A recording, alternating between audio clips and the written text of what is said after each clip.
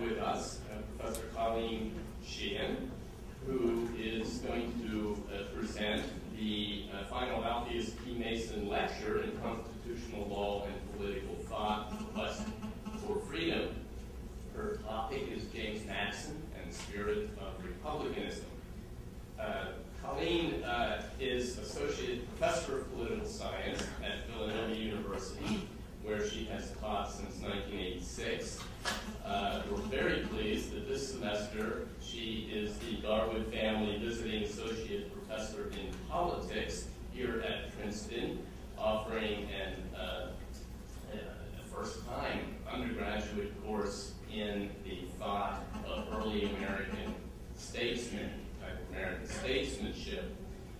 Colleen received her BA from Eisenhower College and her master's and her doctorate from Claremont Graduate School, now Claremont Graduate University in California. 2 years ago, Colleen was here as a visiting fellow in the James Madison program. Her scholarly interests include American political theory and the ethics of Jane Austen. She has been awarded a number of fellowships and grants, including grants from the Earhart Foundation, Templeton Foundation, and the National Endowment for Humanities. She's co-editor with Gary McDowell of Friends of the Constitution, the writings of the other Federalists, meaning those who didn't write the Federalist Papers, 1787 to 1788. And she has written for the William and Mary Quarterly, Interpretation, the Journal of Political Philosophy, and Persuasions, the Jane Austen Journal. Colleen is a former member of the Pennsylvania House of Representatives and of the Pennsylvania Governor's Advisory Commission on Academic Standards. She currently serves as president of the Pennsylvania Association of Scholars, and Colleen is working on a book on James Madison's theory of the politics of public opinion. Please welcome Professor Colleen Sheehan.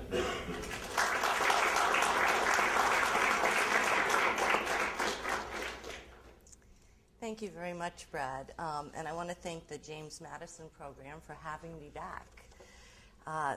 And a particular thanks to the Garwood family for sponsoring the establishment of the series in statesmanship here at Princeton. I'm enjoying it very much, and I hope the students who are involved in it are enjoying it too.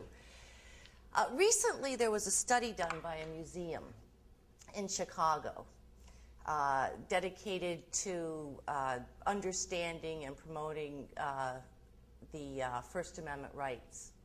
And they surveyed a number of American adults.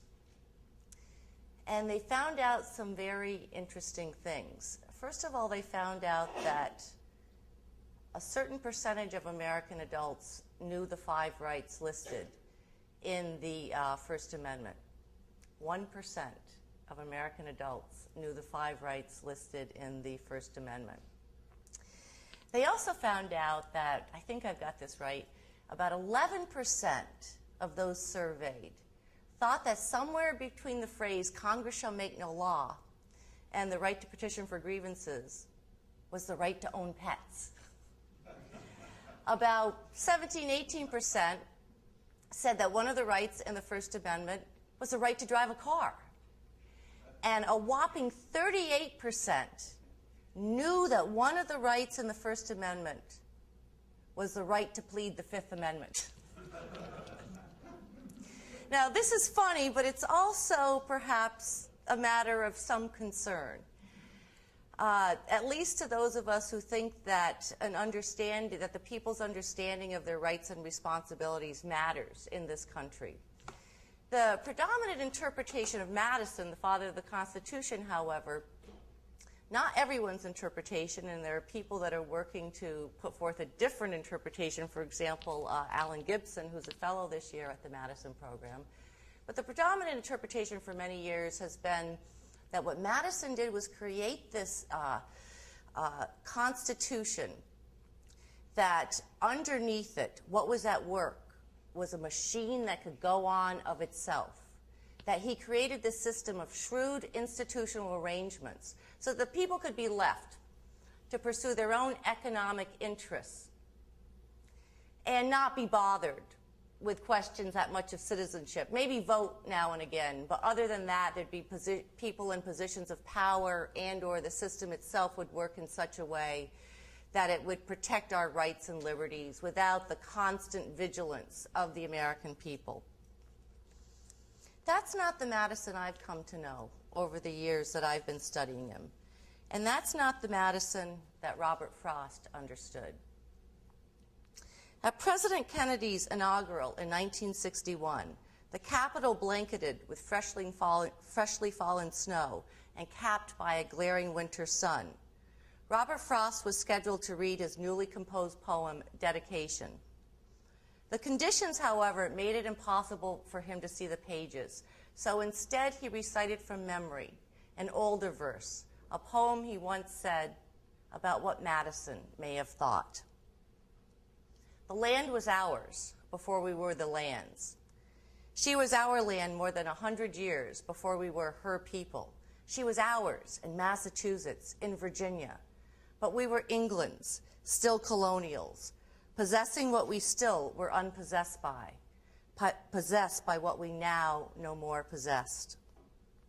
Something we were withholding made us weak until we found out that it was ourselves we were withholding from our land of living, and forthwith found salvation in surrender.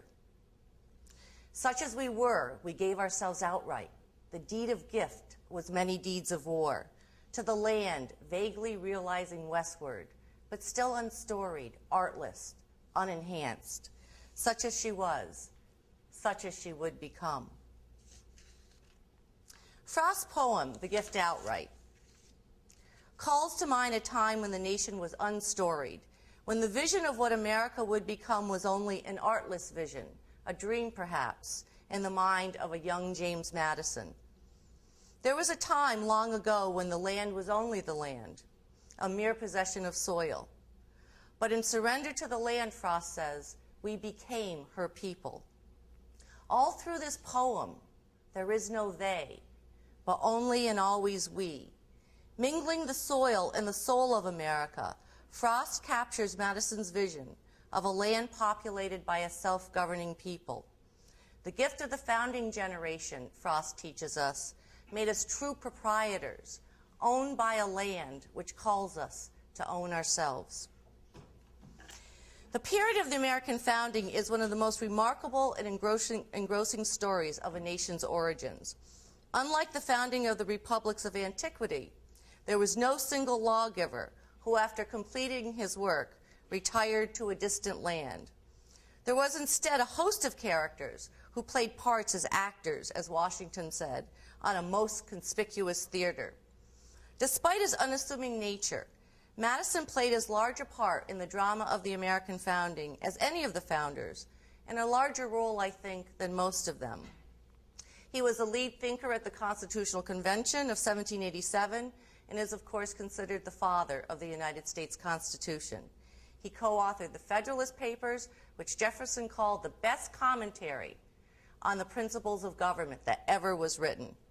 He served as Jefferson's Secretary of State, and of course, he served 2 terms as America's 4th president.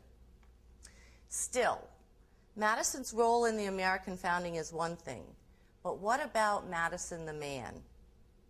Today there's a newfound interest in the American founders and who they really were and in what they're really like. Biographies on them have recently sold like hotcakes, and it's not unusual to be at a social gathering and hear someone talking about, say, McCullough's Adams or Chernoff's Hamilton. In fact, this just happened to me the other night when I was giving a talk at St. Joe's University. I was seated beside an engineer who said he always disliked history, but recently he's been reading Chernoff's Hamilton, and he's taken by it.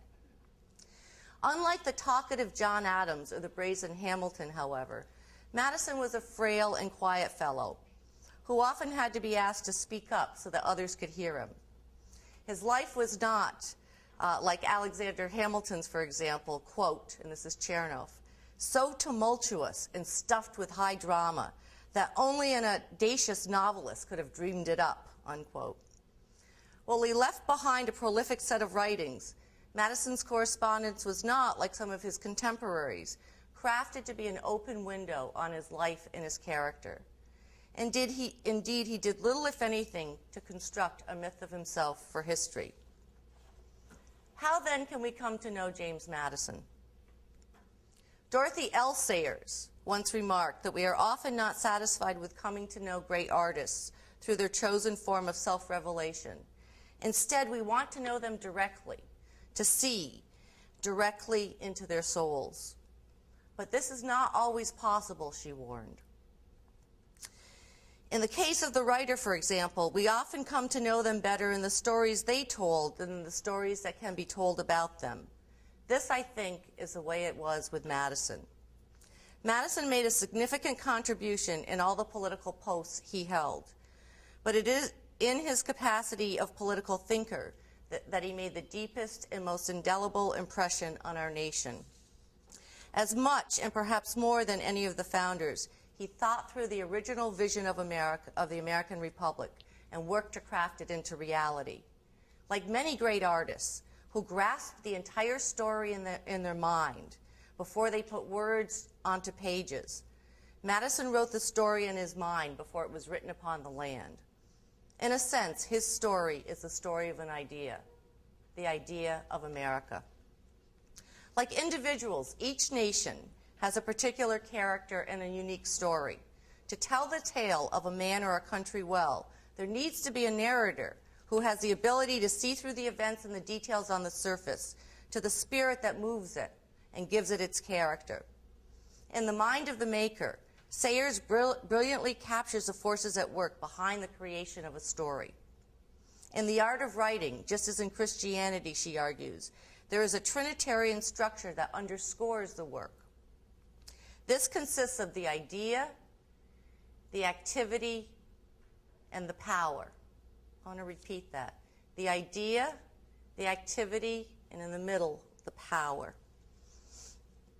Behind the finished work and the activity that produced it is a creative idea that has the power to set all else in motion. The power proceeds from the idea and the activity together, and is the means by which the work is communicated to others. It's the link that connects the immaterial idea to the material manifestation and brings the work to life. It is, quote, the meaning of the work and its response in the lively soul, Sayers says. And then she goes on and she says the power, or in other words, the spirit, is a social power that works to bring all minds into its own unity. This same structure, Sayers argues, is present in all forms of artistic creation, and in fact in the very mind of man.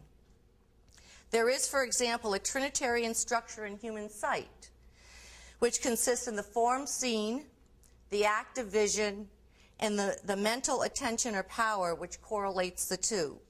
These things are as separable in theory as they are inseparably present in the experience of sight. They're separable in theory, but in the actual activity, they're inseparable. I would argue that this same threefold pattern is at work in political life, particularly in the creative act of founding a nation. What Sayers designates idea, activity, and power or spirit, Aristotle called principle, ethos, and spirit. To understand a given political order, Aristotle taught, we must look beyond the political surface of the laws and see that there is a distinctive ethos or way of life that characterizes it. This activity or way of life is informed by a particular principle or idea. Between the principle and the activity, there is a bridge that links them together, which we might call the spirit of the community. In free societies, this spirit finds expression in public opinion. This notion has been explored in our time by scholars such as Princeton's own Edward S. Corwin and A.D. Lindsay, who have argued for the importance of attending to the operative opinion that informs a political order and gives it life and force. According to Corwin, The regime or constitution in a formal sense is the, quote, nucleus of a set of ideas, unquote. The ideas that are at the nucleus of a constitution in the formal sense. To understand a nation, one must primarily concern himself, Lindsay argued, quote, with the ideas which are actually operative enough in men's minds to make them go on obeying a particular form of government, or, at times, to make them break up the government they are accustomed to and to try to construct a new one, unquote. This perspective on political life, I think, marked the mind of Madison. Madison's vision for America was grounded in the idea of self-government, which he sought to encompass and bring to life in the power of public opinion. This could not be accomplished, he believed, without the link that connects the idea of self-government to the ethos or way of life or activity of republicanism. Madison called this link the spirit of Republican government, and that's his word. When released, this spirit is communicated to others through public opinion and results in certain intellectual and moral habits. It is a means by which the idea works a creative energy upon the citizens and generates a process of Republican self-renewal. Now, such approach to an understanding of the human arts, whether that of writing or music or sculpture or politics, takes its bearings in a view of human nature and human life that is dynamic and in which the phenomenon cannot be properly treated by a purely scientific, mechanical approach that merely devises a solution to a problem. Indeed, not every challenge that we are faced with in life is a problem to be solved. Sometimes what is before us is the challenge of a work to be made. If we fail to recognize the power of an idea to inspire the souls and actions of human beings, we will not, I think, be able to understand the mind of Madison, no more than we would be able to understand a Washington or a Lincoln or a Churchill, or the human beings who gave their lives in the wars over which they presided. This power is rooted in the nature of man.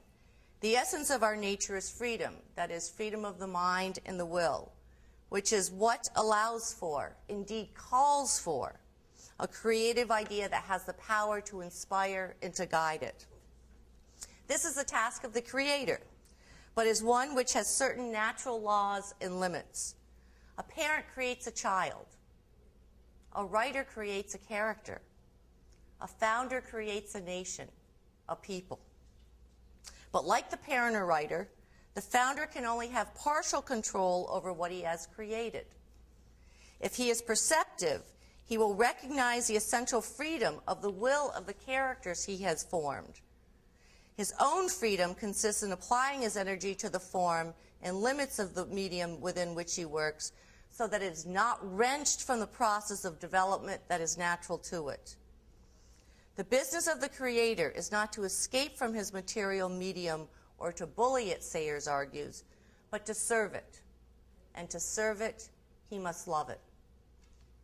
In the first of the Federalist Papers, devoted to the character of the new government, Madison described the material medium in which the framers worked and the cause which they served, as he understood it. He said, quote, "The genius of the people of America and the fundamental principles of the Revolution demand Republican government.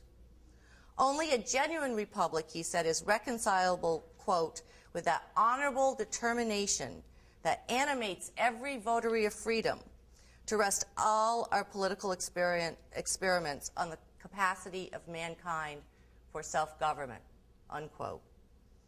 So that honorable determination which motivates every votary of freedom to rest all our political experiments on the capacity of mankind for self-government.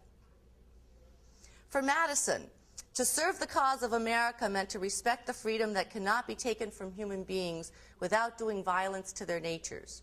To love the land and its people meant to trust in what they might become. This is the drama of self-government that Madison envisioned unfolding and wrapping back around the minds and spirits of the American people. In 1792, as Madison's opposition to the Federalist administration of government and defense of what he called the Republican cause intensified, he penned an article for the National Gazette entitled Spirit of Governments. In this party press essay, he took up the central notion of Montesquieu's great work, The Spirit of the Laws, agreeing with Montesquieu that the principle and spirit of each governmental type is critical to understanding political things. While, quote, and these are Madison's words, no government is perhaps reducible to a sole principle of operation, unquote. Madison argued, since most include a mixture of different principles that influence their administration, still, as Montesquieu taught, it is useful to analyze the various types of government and, quote, to characterize them by the spirit which predominates in each, unquote. Now, Montesquieu had divided governments into three different types, despotism, monarchies, and republics, and based on three different principles, despotism based on fear, monarchy based on honor, and republics, of which there are two types, but all based on virtue. He then proceeded to identify a new governmental type, that is, the British Constitution, which is perhaps a fourth type of regime, or at the very least, a new kind of republic. In Spirit of Governments, Madison takes up Montesquieu's project of identifying the prevailing principle and spirit of the various kinds of governments. Like Montesquieu, he develops a three-part category. But his classification, interestingly, is not the same as Montesquieu's. What does Madison mean by the spirit of governments? Why does he disagree with Montesquieu's classification? Madison's first type of government is characterized by a spirit of submission, which predominates in political orders that he says operate by a permanent military force. His second type of government, quote, substitutes the motive of private interest in the place of public duty and accommodates the avarice of the few rather than the benefit of the whole. This governmental type, Madison says, is an impostor, and its boasted liberty of the many but a ruse. Although Madison does not name Great Britain explicitly, he is clearly implicating, I think, the English model in this description, registering his disagreement with Montesquieu's praise of the British model. In Madison's view, the British Constitution did not deserve the name republic. In contrast, Madison presented his third type of government, which he says derives, quote, its energy from the will of the society and operates by the reason of its measures on the understanding and interest of the society. And listen to this is Madison. This is the quiet Madison who sometimes gets so confounded in logic, right, Wyatt and Christian, that you're trying to figure out what he means. He's got every possible contingent there. Usually Madison is not poetic. This is Madison. This government that derives the will of its energy from the will of the society and operates by the reason of its measures on the understanding and interests of the society. Such is the government for which philosophy has been searching and humanity sighing from the most remote ages. Such are the Republican governments which it is the glory of America to have invented and her unrivaled happiness to possess. He goes on to say it's lucky that this is on this side of the Atlantic, implying that it's not on the other side of the Atlantic where the Britain that Montesquieu praises so much is located. As Madison argued again and again throughout the 80s and the 90s, 1780s and 1790s, in a genuine republic, the will of the government is dependent on the will of the society, and the will of the society is dependent on the reason of the society. In Federalist 51, for example, he claimed that the extent and structure of the government of the United States make it dependent on the will of the society. It's not a government independent of the will of the people. It's dependent on the will of the society. In the 49th Federalist paper, he declared that it is the reason of the public that ought to sit in judgment on public measures. In the party press essays, he places this motif at center stage, encapsulating it in the idea of the sovereignty of public opinion. Public opinion, he declared in 1791, quote, sets bounds to every government, and is a real sovereign in every free one. Let me repeat that because I think this is at the center of Madison's theory. Public opinion sets bounds to every government and is the real sovereign in every free one. Derived from the will of the society, public opinion is a result of a process of communication and deliberation which refines, enlarges, and modifies the will of the society to become the reason of the society. In turn, the reason of the society operates on the understanding and interest of the society. So it's a back and forth, almost a cyclical influence. In Madison's conception, public opinion is not, as it's generally thought today, a mere aggregate of the popular and fleeting views of the people. Rather, it's a result of the citizens', quote, communication of their opinions, unquote, through a political process designed to moderate the claims of the participants and instill in them a sense of the conditions of freedom. Public opinion is a tangible expression of the predominant spirit of the society. It links the way of life of a people to the animating principle of their political order, and it's the power upon which the preservation or destruction of the polity's constitution, small c, ultimately depends. In Spirit of Governments, Madison paid tribute to Montesquieu's recovery of a conception of politics that recognizes a primary place for the non-mechanistic institutions on government, i.e. that recognizes that the stability and character of a government depend, in the final analysis, on the spirit of the Constitution or government. Quote, and this is Madison, "The portion of truth blended with the ingeniousness of Montesquieu's system of regime classification sufficiently justifies the admiration bestowed on him. He lifted the veil from the venerable errors which enslaved opinion and pointed the way to those luminous truths of which he had but a glimpse himself," unquote. What Montesquieu overlooked, according to Madison, was the way in which the Republican government for which philosophy had been searching and humanity sighing from the most remote ages could actually be achieved in the modern era. I think we see the sort of poetry in the flair in that expression by Madison, because he believes he has actually found the answer that will make Republican government viable in our world. Montesquieu learned from the classics, particularly Aristotle, the paramount importance of the spirit of the Constitution. But he failed to see how the spirit of Republican liberty could be the operative principle of the Republican form.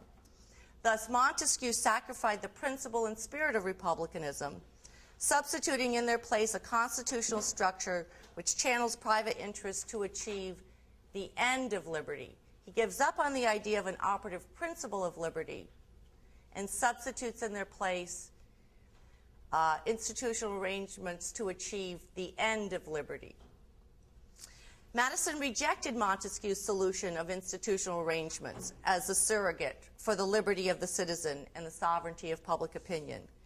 Indeed, he believed he could see beyond Montesquieu's theory to a way in which Republican citizens could be educated and habituated in the spirit of popular government without sacrificing the principle of the citizens' liberties.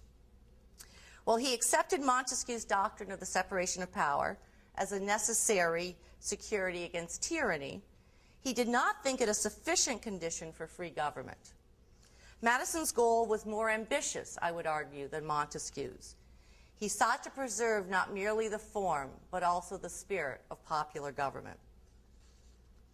In his analysis of the British Constitution in the National Gazette essay, Madison argued that stability and liberty are not secured by limiting the share of the people to a third of the government and then counteracting their influence by two great hereditary orders with conflicting and hostile feelings and habits and interests, or by any simulation of the British model of class warfare or party contestation. In fact, he claimed the, quote, boasted equilibrium, unquote, of the British Constitution, as far as it's true, is not primarily due to, quote, the form in which its powers are distributed and balanced, is not primarily due to that. Montesquieu got it wrong. Rather, it is primarily owing, quote, and these are Madison's words, to the force of public opinion, unquote. In his published essays, Madison leaves the argument at this level of analysis. However, in a set of notes, which I'm going to call the Notes on Government, that I think he wrote in the spring of 1791, which are a philosophically comprehensive and detailed set of outline notes, which he wrote during the break between the First and Second Congresses, parts of which serve as a basis for the National Gazette or Party Press essays. He connected this issue with a classical analysis of the problem of faction or stasis and the theory of the cycle of regimes. He says theoretical writers, such as Plato in the Republic, and more practical ones, such as Jonathan Swift, have argued that there is a natural cycle in government from monarchy to aristocracy to democracy back to monarchy. However, Madison continued, and I'm quoting him here, it appears from Aristotle that under the influence of public opinion, the rotation was very different in some of the states of Greece. It appears from Aristotle, Madison wrote, that under the influence of public opinion, this can change the whole theory of the cycle of regimes. There's more at work here. Madison's reference to Aristotle's understanding of the force of public opinion shows his disagreement with those who claim that this idea of public opinion is a modern invention. I think Madison had in mind here one of the writers in the Encyclopédie Méthodique, Jacques Pouchot, who makes that very claim. I think he also had in mind here John Adams, and particularly Adams's analysis of Republican government and his defense of the constitutions of the government of the United States of America. Volumes 1 and 3 of Adams' work that Madison took with him to Philadelphia in the fall of 1790, and then he's writing these notes a few months later. Adams acknowledged that some of the classical philosophers did place a primary reliance on the education of citizens and the formation of character in order to reduce factional conflict and prevent degeneracy of the political order. This might be effective in small communities, Adams argued, quote, but the education of a great nation can never accomplish so great an end.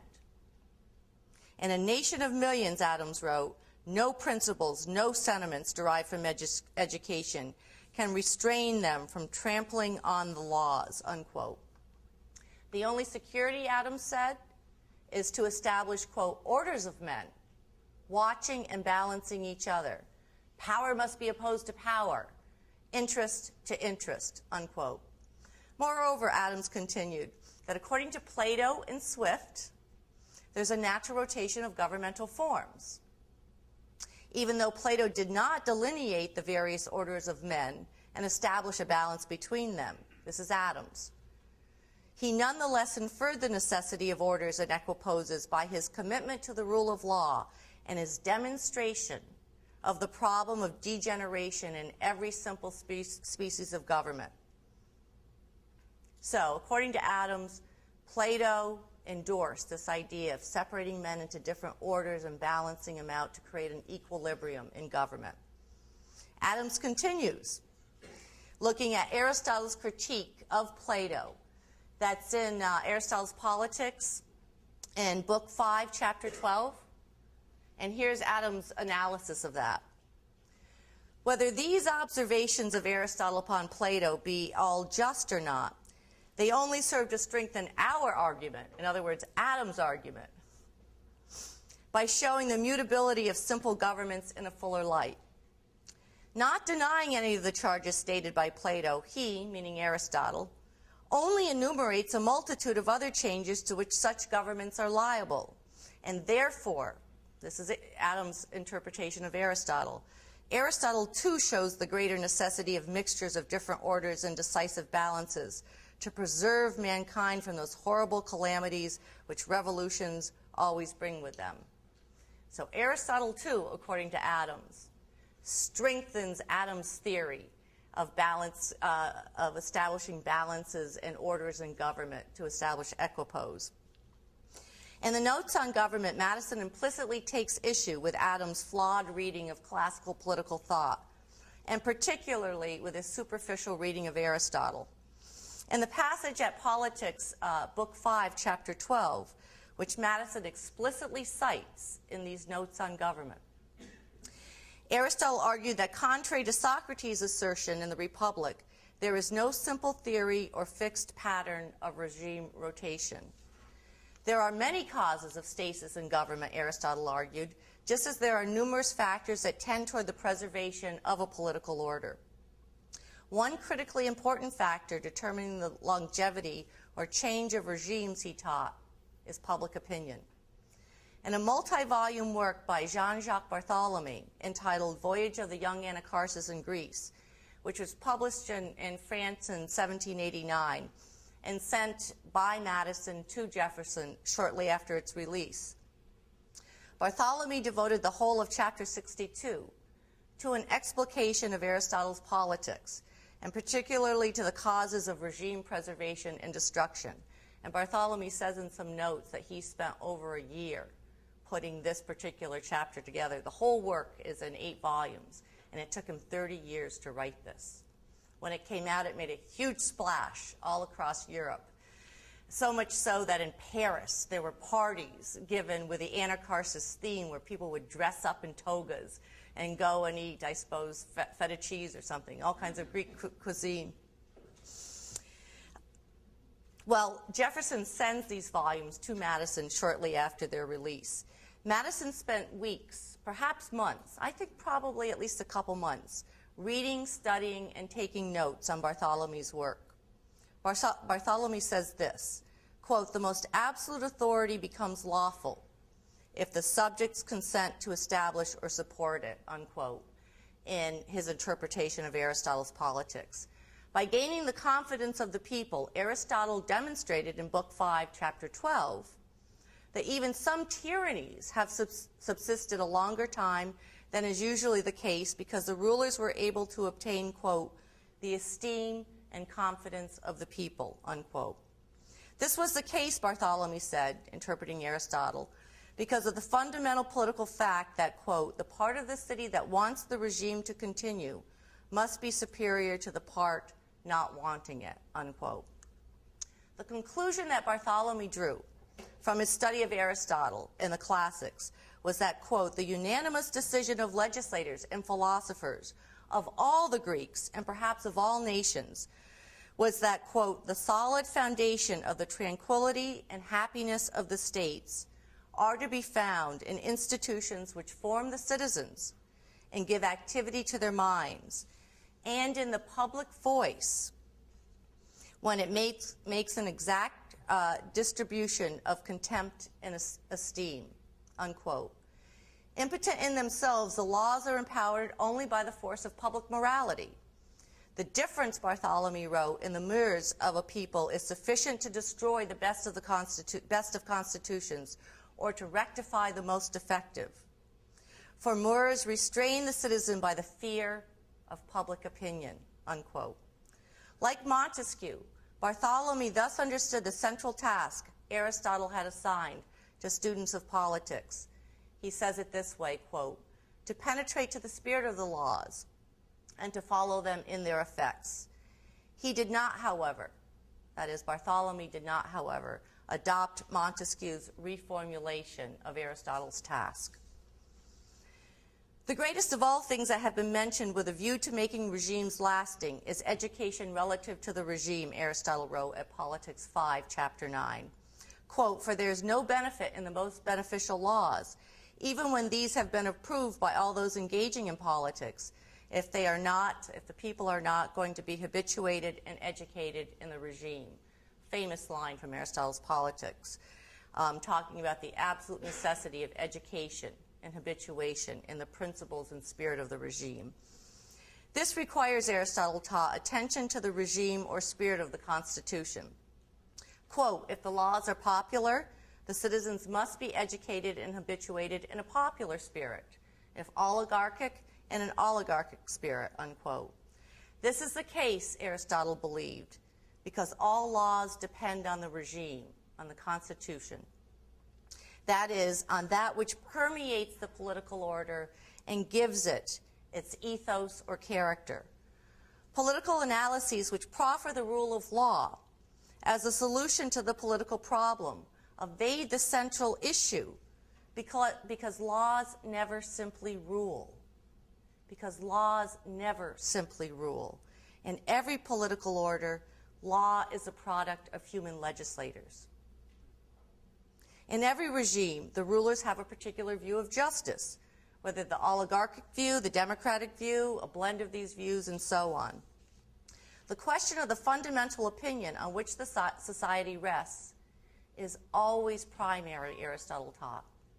The question of that fundamental opinion is always the primary political question. In every political order, there's an operative opinion about justice that exists beneath the laws, and which is a manifestation of the spirit of the polity. In free governments, this spirit is expressed in public opinion. In Aristotle's political philosophy, spirit is the power which connects the unmoving principle or idea of the regime and the active way of life of the citizens.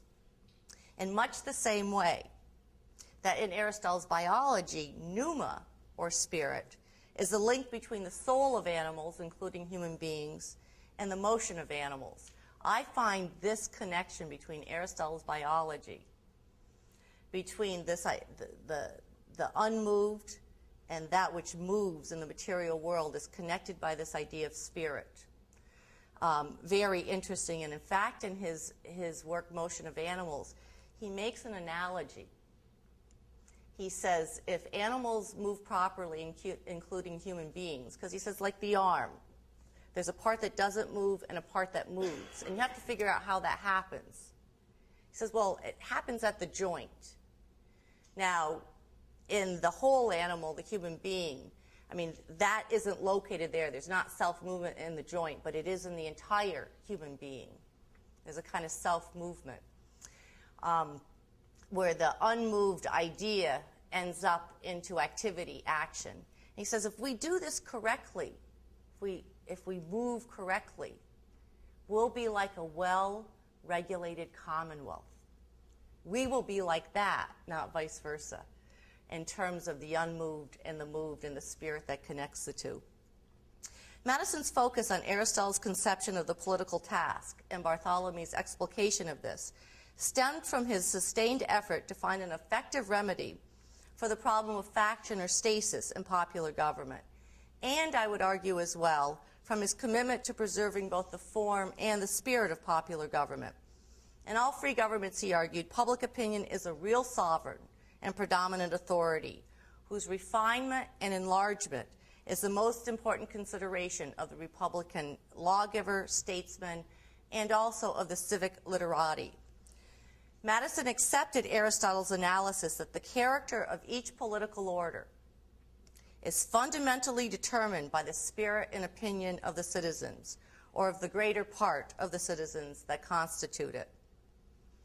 Madison's theory of republicanism was, as he indicated in the Notes on Government and the Party Press essays, a direct response to the challenge Aristotle articulated and Montesquieu reformulated. He cites both of them throughout these notes. He accepted the terms of Aristotle's challenge, I would argue, and adopted Montesquieu's doctrine of separation of powers as a partial response to the challenge Aristotle laid out. He believed, however, that neither Aristotle nor Montesquieu had fully met the challenge. In classical times, the means of communication within society were essentially limited to the spoken word, thereby confining the operation of public opinion in a republic to a small territory. As a result, the ease of communication made the problem of stasis or faction an ever-present danger. Aristotle's response to the problem lacked the institutional prescriptions and precautions that Montesquieu would recommend. But Montesquieu's solution failed to attend to the fact that there's always a prevailing opinion in free societies which cannot be controlled merely by a resort to political mechanics. I think it's in the interstice between these two theories that Madison developed his own unique contribution to the theory of Republican government. He utilized Montesquieu's method for the preservation of liberty of the Constitution and at the same time reclaimed the Aristotelian political task that took seriously the liberty of the citizen and the need for civic education in the spirit of the regime. He accomplished this, he believed, by rethinking the question of the size of the territory in a new age of communication. As was always understood, it's more difficult for a people to communicate their views in a large territory or an empire. This, combined with separation of powers and checks and balances, is favorable to the prevention of majority tyranny. It is, however, unfavorable to liberty. This is Madison's analysis. Madison followed up on this problem and took the argument to the next step. The advent of new means of communication, he argued, makes possible a, quote, and these are his words, commerce of ideas, unquote, throughout an extensive nation. Communication and deliberation among the representatives at the level of government, between the citizens and their representatives, back and forth, and among the entire body of the people, and those are Madison's words again, among the entire body of the people, via such things as newspapers circulating throughout the nation, can act, in Madison's view, to modify the will of the society into a reasonable will, a reason of the public. These avenues of communication act as equivalents to a contraction of the territorial limits and favor liberty in a large republic. Still, the task of forming a majority or public opinion in a large republic is much more difficult than it is in a small one.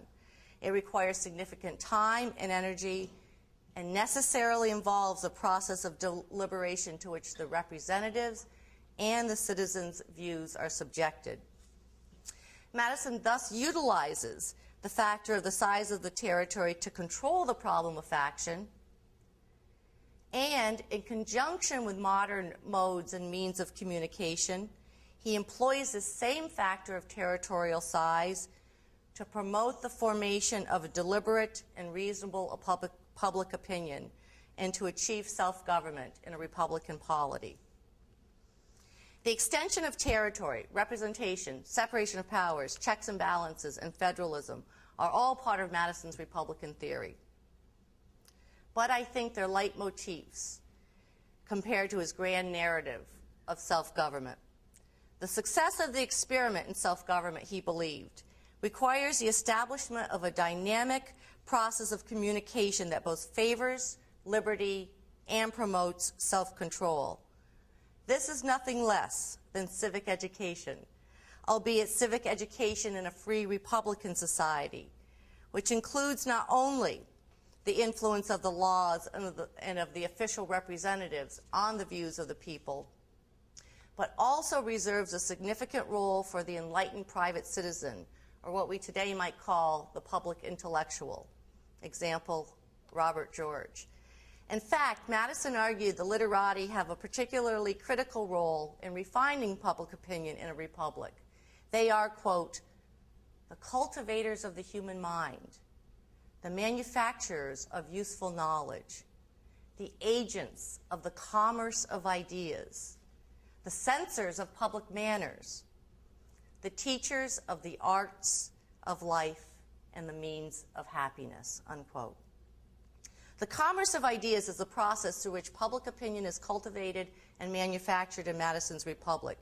It's the means by which the spirit of the nation is released and its energy communicated to others. It is, in Sayre's formulation, quote, a social power that works to bring all minds into its unity, unquote. Public morality and law constantly reshape themselves within the boundaries set by public opinion. Majority opinion is ever in the process of reconstructing itself within its perimeters. Public opinion is a social power that can revitalize the Republican idea within the minds and souls of the citizens and fortify the nerve that links the ethos and the aspirations of Republican self-government.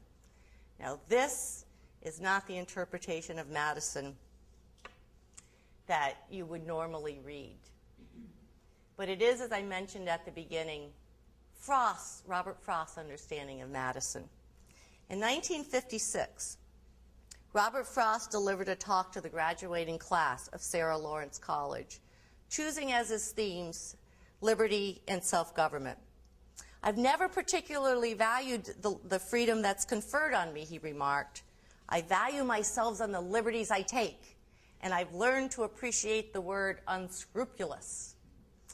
There's a certain measure of unscrupulousness in bending a story one is telling, Frost argued. For example, in not being a sticker at trifles. I do not mean you should lie, Frost said. That's corruption. But you should leave out what you don't want to say. Like Toynbee, when he writes about the history of the world. You know, he leaves Vermont out. Unscrupulous. Frost believed we should be especially unscrupulous in our thinking. Too much uncertainty is just so much timidity.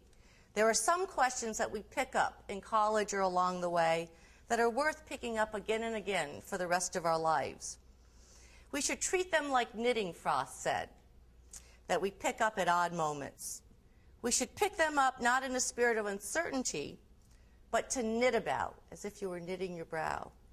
To have ideas about, Frost said. I don't mean just to opinionate about, just to have a pro or con. Not just having your nose counted. No, I mean things you form ideas about. That's something more, Frost said. One of the things I've been knitting about lately, Frost told his audience, is this thing called the dream. It gets thrown in my face every now and again, and always by someone who doesn't believe it has come true. When I pick it up, Frost said, quote, I wonder what the dream is or why. And the next time I pick it up, I wonder who dreamed it. Did Tom Paine dream it? Did Thomas Jefferson dream it? Did George Washington dream it? Gouverneur Morse? Lately I've decided, Frost said, that the best dreamer of it was Madison. You see, I've been reading the Federalist Papers lately, he said, and I wonder if Madison's dream is a dream for us today and for future generations, or has it gone by? Quote, can we treat the Constitution as if it were something gone by? Can we interpret it out of existence, unquote? Does it mean something different every day, Frost asks, until it wouldn't mean anything at all to James Madison? In the course of his address at Sarah Lawrence College, Frost recited two of his favorite poems, The Gift Outright and Birches. We've talked about The Gift Outright, which Frost once remarked was a poem about what Madison may have thought. He puts this together in this address at Sarah Lawrence College with this little poem called Birches. It's just seemingly about a young boy in New England climbing up birch trees. I should prefer to have some boy bend the birches and ride them down and take the stiffness out, Frost wrote in Birches. A boy who learned all there was to learn about not launching out too soon, and so not carrying the tree clear to the ground. He always kept his poise to the top branches, climbing carefully with the pains you use to fill a cup up to the brim and even above the brim. Then he flung himself outward, feet first and with a swish, kicking his way down through the air to the ground. So was I once myself a swinger of birches, Frost admitted, and so I dream of going back to be. I think of climbing black branches up a snow-white trunk toward heaven, till the tree could bear no more, but dipped its top and set me down again, unquote. The boy who swung on birches knew just how far he could bend the tree until it could bear no more. He was spirited in his climb up, but he always knew the measure. He knew not to launch out too soon and bring the tree to its knees, but to let it dip and set him down gently. Madison's dream, like the New England boys, was a dream of ascent into freedom. It was a dream not so much of liberty conferred as of liberties to be taken. He challenged Americans, in Frost's understanding, to climb to the top with poise and then to launch out feet first and with a swish. He encouraged us to use our freedom to form ideas, not just to have opinions pro and con, but to craft ideas and knit them into the broadcloth of the public mind. Frost knew that he himself was a bit of a rebel, perhaps even an unscrupulous Democrat, but he always respected the measure. Measure reassures me, Frost said in the same address at Sarah Lawrence College. Measure reassures me. Now I think I know as of today, what Madison's dream was. It was just a dream of a new land to fill with people in self-control. In self-control, Frost said, that is all through Madison's thinking. Madison's dream, quote, was to occupy the land with character. That's another way to put it, to occupy a new land with character, unquote. Frost admired the boy who climbed the white birch as high as he could, but who knew not to launch out too soon or to bring the tree to its knees. Like filling a cup to the brim. Have you ever done that? Where you can actually fill it to the brim and actually above the brim without it spilling over. Frost offers these vignettes to show us the point of conjunction between freedom and self-control. In these plain, even homely illustrations, he teaches us the meaning of self-government. Self-government is the idea that makes the land we call America something more than the land. It is the spirit that makes us who we are, and it is the measure of what we can become. Thank you.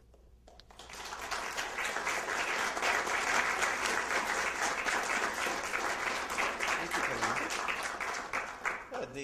The floor is open. If any undergraduates or graduate students would like to begin with a question, you have priority. Any of our yes, you, sir. Professor, he says that Madison, puts its primary faith in this spirit of Republican liberty being within public opinion. But how does he propose this spirit be promoted or maintained within public opinion if it is to be the final guarantee of the continuation of liberty? Well, he talks about a number of ways that this would happen. Can you hear that? Yeah, the important thing is that if you picked up and he talks about these at some length, and I think you remember Wyatt in his article called Public Opinion, and as well as in Federalist 14, he talks about modes of communication. He wants better transportation routes, roads, so that travel is easier, communication is improved. Newspapers, he says, circulating throughout the great body of the American people. Who's writing in the newspapers? Well, anyone can, but essentially what he calls the literati, who are attempting to form public opinion. He wants communication between the representatives and the people back and forth to deliberate on these kinds of questions. In other words, by self-government, he actually means just that in the end, there is no guarantee. We have to try to succeed in this experiment of seeing whether a people is truly capable of governing themselves. Yes, Professor McCall. Professor Sheehan, I'd like to follow up on the first question just a bit further, to ask you to link up how Madison's view of public opinion works in relation to liberty and diversity of opinion in Federalist 10, what I guess we call today political pluralism. Thank you, Kathy. That's an excellent question. Madison argues in the Notes on Government, which form the basis of these party press essays, that in fact this question that he's dealing with in the Federalist Papers, well, he cites the Federalist Papers there, and then he argues what needs to be done is a more thorough investigation, particularly into this question not just of an equilibrium in government that people like, by implication, he seems to be pointing to people like Adams, seem to want to rely on as the way to preserve liberty and guarantee rights. But we need to think through even more than obviously he had done, because we need more of an investigation. This idea of an equilibrium of the passions and interests in society. And then he argues, Kathy, that he implies that somebody has misunderstood either the way Republican government works and possibly even misunderstood his theory. Who knows, maybe in the 10th Federalist. That the idea of multiplying parties in society, he says, is not the Republican way. What you do is you try to the extent possible accommodate the views of parties, if they can be. And if they can't be, then those existing parties you play off from each other to create that equilibrium. But he says this doesn't mean that you should create hereditary orders or even mimic that through rivalries in society. He says that would be like in ethics to say we ought to promote more vices so that there'll be more vices counteracting each other. And Madison says if this is not the language of reason, it is that of republicanism. So I think he's looking back there at his theory in the Federalist papers, particularly Federalist number 10, and these notes are incredibly comprehensive. They're notes, I think, for a comprehensive treatise on government. If he completed this work with all of these weeks and months that he spent doing it, full of citations to texts, I think his plan or his hope was to lay this out fully, his view of republicanism, fearing that it was being misunderstood, that this idea of just promoting parties or factions somehow was the solution, the Republican solution, sort of mimicking the English model. And he's very clear in these notes and party press essays, though I think you can follow that back to the Federalist Papers as well, that that is not his view of republicanism. And if anybody thinks that that's his view, he thinks he's been misunderstood. Yes, Evan Oxman. As sort of a continuation of the last question in a way, I wonder if you could say a little more about Madison's view of representation and how it relates to the translation of public opinion. Because he's often either paraded as some kind of elitist or as we were just saying, of trying to maximize party diffusion in the legislative branches. So how does this view, is it a way of sort of filtering public opinion but yet maintaining its relationship to the public? That's an excellent question, Evan, because Madison is, I don't think he's either, the theory that says he's a classical Republican in the sense of setting up a government of these elite individuals who will then take care of things, where they're sort of just the trustee theory, for example, of representation, nor is he in favor of instruction, obviously. He's somewhere in the middle, and he explains his view briefly, and we have to sort of tease that out and figure out what he means, in this article in 1791 entitled Public Opinion, in which he says, what is the respect that government owes the opinions of the people? He raises that question, and he says, well, when public opinion is not fixed, it may be influenced by the government. When it is fixed, it must be obeyed by the government. And he says if we would attend to that distinction, we'd have much less question about the respect that government owes public opinion. So if you put that together, Evan, with this idea of the extension of the territory and how difficult it is to form public opinion through this extension of the territory, more people, more land, and also because of distrust. When you have dishonorable motives, Madison says, you tend to check yourself in how much you want to spread those motives. You don't tend to check yourself if you don't think your motives are dishonorable. So that's one of the ways that you put stops, obstacles in the way of faction, but not in the way of a public opinion that's not factious. So there's quite a bit of room there, it looks to me, quite a bit of play for representatives to influence the opinions of the people, which would mean that he gives them the job of statesmanship in that classical sense of a kind of civic education. At the same time, they are not left with a final decision.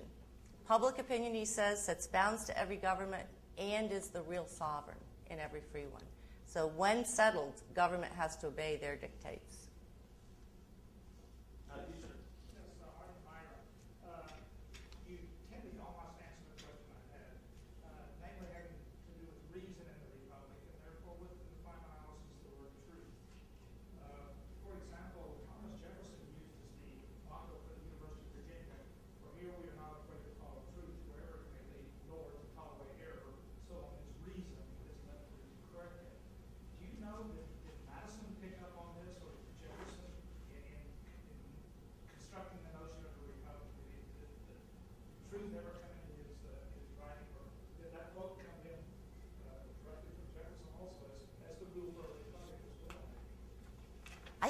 got the term from his reading of some of the French thinkers at the time who are developing this whole theory of public opinion.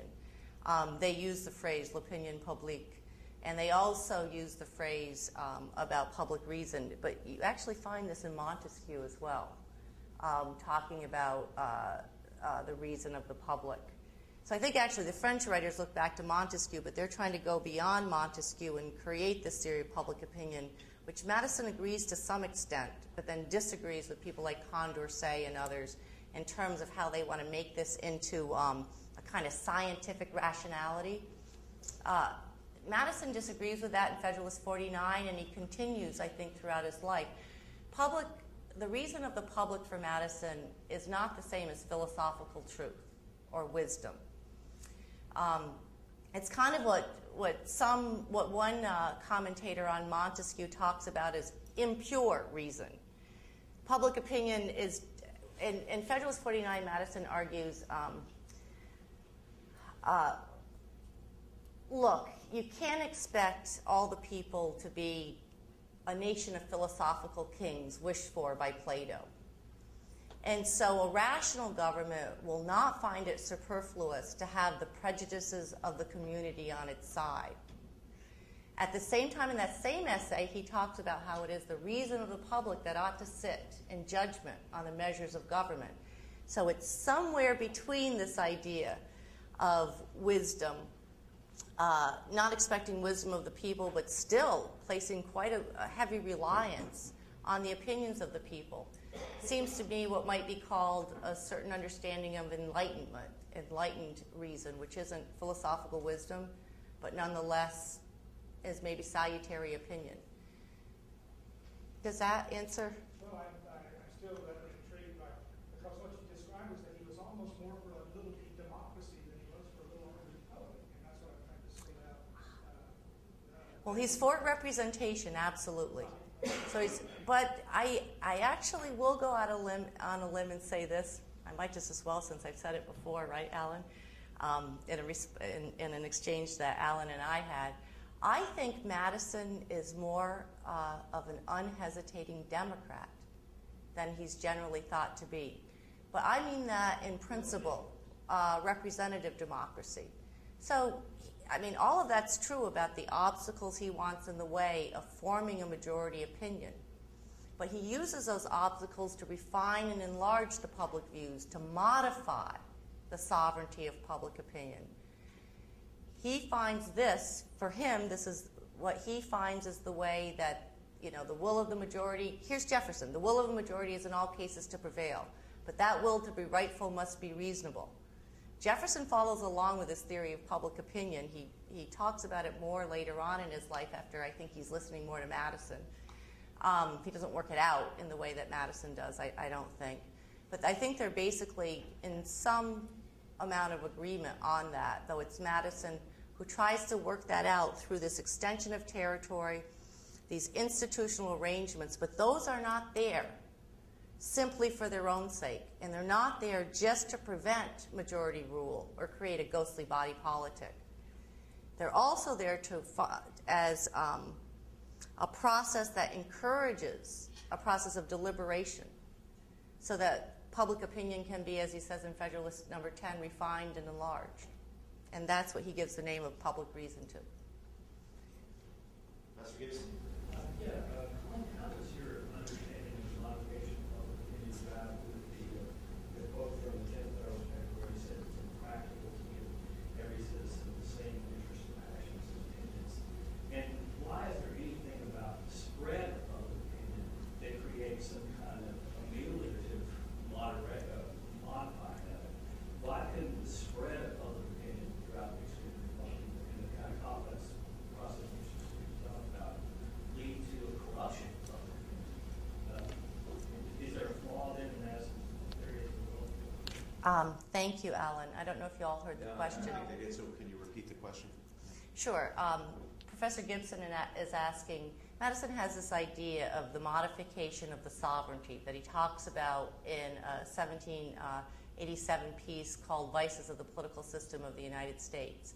And Professor Gibson is asking, why is that necessarily the modification of public opinion? in a regime? And even if it is, how does that work to refine and enlarge the public views? Why couldn't it lead to, for example, a kind of corrupt public opinion that isn't any better than what you'd have perhaps in a direct democracy? Well, Professor Gibson and I have been talking about this question, which I think is critical in Madison's thought. What does he mean by the sovereignty of public opinion? What does he mean by the modification of the sovereignty in this 1787 Vices of the Political System? Because he says there in a letter to Washington that this is the great desideratum, to so modify the sovereignty that what you achieve is a dispassionate and disinterested umpire. I understand what Madison means by the modification of the sovereignty to be the modification of public opinion. That is, of the people's views themselves, not just at the level of government, in the House of Representatives and in the Senate and through the legislative process, but ultimately affecting the very way people think and the way they view things, modifying what Tocqueville will later call, and what some of the French thinkers Madison is reading are calling mores, habits of the heart and of the mind. Not an enlightened philosophical wisdom, but patterns of thought, ways of thinking, ways of viewing things, things that we love, things that we cherish, things that we denigrate. How is that going on in Madison's system? And why will this lead to a renewal of the Republican spirit and not to a corruption of it? Well, there's no guarantee that it will. There's absolute. I was trying to say, is there a flip? Is there a flaw in Madison's theory, given that you're right? Let's say you're right about the construction. Here's what I think is a possible defense of it. If it's hard to form a majority or public opinion in this large country with all these kinds of obstacles, the multiplicity of interests and sects and so on, that make it hard for people to find places of agreement. Isn't it just as hard, if it's hard to form a majority faction, isn't it just as hard to form a just majority? What favors the latter and works against the former? Well, one of the things, I think there are two things essentially in Madison's argument. One is how distrust works. He has a psychology of shame that he talks about, that if you have dishonorable motives, you are going to distrust other people, so not be as likely to want to communicate your views to a very wide audience. It's sort of like the mafia. You know, the people at the top, they don't want to communicate to too many people what their motives are. People don't feel that kind of hesitation, Madison thinks, if their motives are honorable. Then the more people that know and that they can. So he thinks that extending the size of the territory in and of itself has a certain way that it works against the formation of majority faction. It's still going to be hard to form a just majority, but it doesn't have quite all those same obstacles. What else does it have in its favor? Madison thinks that the process of communication, of people talking, a sort of Socratic method at the public level, has a tendency, through free argument and debate, to help bring to the surface views that are more reasonable and more just. Now, is there any guarantee to that? No. That's, of course, the ultimate challenge of trying to bring this experiment of self-government to a successful operation. If it does work that way, however, it then has an effect. Public opinion has this sort of constant effect on the laws and the measures of government to have an effect back again on public opinion. Look, a lot of scholars who write on this whole idea of public opinion, particularly on the French, argue that this is a very nice abstract concept, but it doesn't mean anything. Politicians just bring this up to say, public opinion agrees with me, but really they're talking about just what they want public opinion to think. And it's so amorphous that it's invisible that it probably really doesn't exist. That's what most of the writers on the French view in the 18th century say about the theory of public opinion. But it's not that many years later, Tocqueville talks about it, and when people read Democracy in America, they think that public opinion Tocqueville's talking about is real. And Tocqueville sees problems with it. Madison sees difficulties, I think, with it too. But that's why this whole process of civic education, from the laws between the representatives and the people, and through public expressions in the media, becomes so critical to him. Some of these ideas are buried back in Hume's essays too. Hume uses that phrase, commerce of ideas. He doesn't develop it, but it's there in Hume's writings. Yes. I wonder if you could just go a little bit further when you're talking about civic education and representatives and the molding of public opinion or modifying of public opinion. What is the role of the court? I mean, one can see someone like Olive Wendell Holmes saying free marketplace of ideas. One can see that Justice Breyer's idea of active liberty. And then you can see the more restrictive sense, the liberalist, as Breyer refers to them. And this idea is the Constitution a fixed proposition within public opinion that has to be followed, or is there something, is it more organic and open to modification? What would Madison, or what's your position? Wyatt and Christian, would you like to answer this question? Come on down. We were just talking about this question in precept today. And when Madison defends his rechartering of the Bank of the United States in 1817, he does this later on in this letter he writes in 1831, he tries to explain his view on this. It's a very complex letter. And we spent some time in precept today trying to figure it out. My read on this ultimately is, and let me just step back to sort of try to answer your question in a broader way. You know, Breyer, I think it's in his Tanner lectures, he gets Madison right in terms of interpreting Madison in a broader sense of caring about the cultivation of the character of the people. But I think he gets Madison wrong in thinking that Madison thought that the Constitution should change and so on with precedents and change. I mean, Madison, I think, was the originalist. Madison is absolutely committed to the idea of originalism for the following reason. So much so that those who ratified the Constitution, that's the most fundamental expression of public opinion in Madison's view, the ratification of the Constitution. And that's a reflection of popular sovereignty. And without that, that's why he works to have ratification take place the way it does under the new Constitution rather than by the states, the way it was done under the Articles of Confederation. Because that's the only way to be true to the principles of the Declaration of Independence that calls for that government is legitimate or illegitimate depending on whether it's based on the consent of the governed. Consent of the governed, ratification of the Constitution is, in Madison's mind, the only legitimate basis for the government. Now, he's concerned about some things because there's this institution of slavery out there and other things that are working against that principle. Still, in terms of the time period, to the extent possible, he wants delegates chosen expressly by the people for that purpose that represents to him the most fundamental source of public opinion. So even legislative precedents can't override that. The Constitution is primary in Madison's mind. Why does he change his mind on the bank? Think it's unconstitutional in 1791 and then in 1817 go ahead and agree to recharter it? Not because legislative precedents trump the Constitution, which is the argument most scholars argue, that, well, he's an originalist, except not always. Sometimes legislative precedents trump it, trump the very Constitution, and in that sense, unlike, say, a Clarence Thomas, he doesn't want to move the precedents in such a way, for example, like the Commerce Clause, back to the original understanding.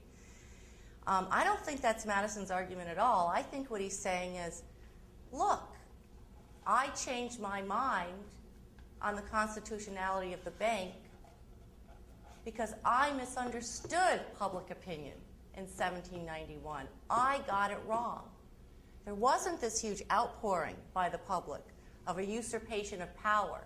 You know, I listened to the people at the convention in terms of, the question of incorporation, and I thought I had it then, but it's public opinion. those who ratify the Constitution, that's primary, not those who framed, but those who ratify the Constitution. The sovereignty of the people, that's what's primary for Madison. The Constitution's nothing but a dead letter, even after they framed it in Philadelphia, until life is breathed into it by the authority of the American people. So he thinks he got it wrong. You can look back at 91, 92, 93, 94, 95. The people aren't arguing. There's no public outcry that this is any kind of usurpation of government, of powers of the national government. So is it a silence implies consent view? Well, I think he read the silence of the public as implying that they didn't have a problem with its constitutionality. Yeah. So it was a question of deferring to popular constitutional interpretation. He himself, as he read the document and understood it against its historical backdrop, went one way. But since the people, as interpreters of the Constitution, went the other way, he deferred there. That's it? And he looks at various modes of this. Who has agreed to this, and not just silence, but hasn't argued against it, seems to be supportive of it all those years. He looks at legislatures, at judges, legislators representing the will of the people. So he says, I guess in my solitary opinion, I misread it. Mike Watson? You asked the question. Oh, okay. Carson? No, you asked the question. I know. Oh, okay. That must have been a great question. Professor Marino? I hope the answer was half as good. Just to follow up on the last point about it, wouldn't that mode of interpretation though be good really only for one generation? Yeah. Because Madison's 1791, you still have to stay public. Right, exactly. That's, I think, what's going on in his explanation there that we were trying to figure out this afternoon. Because it really is 91, 92, 93, 94, 95, and so on, pretty much the same generation. But that wouldn't work for 100 years later. And so the question becomes, do precedents override original intent, and should you give way to those? I mean, he wouldn't argue that you should ignore precedents. Or is there still something, maybe even always, in originalism that's critical because of the idea of principle of popular sovereignty? That's a real interesting question. I suspect that Madison's going to think there's always something in originalism that's critically important because of the very principle of popular sovereignty. And if you go wrong, maybe you ought to find ways to bring it back to that. Otherwise, you're undermining the very principle upon which the Constitution itself rests. Well, I want to thank Professor Sheehan for wrapping up our Alpheus T. Mason lecture series this year with such style. Thank you, Colleen. It's great to have you back. It's great to be here.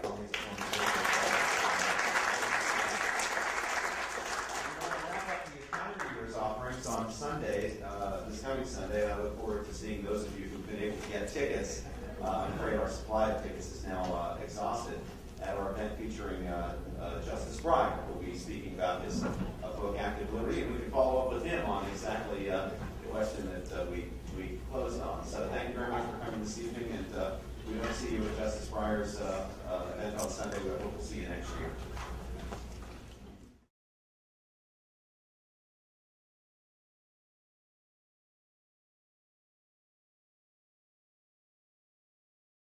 Thank you.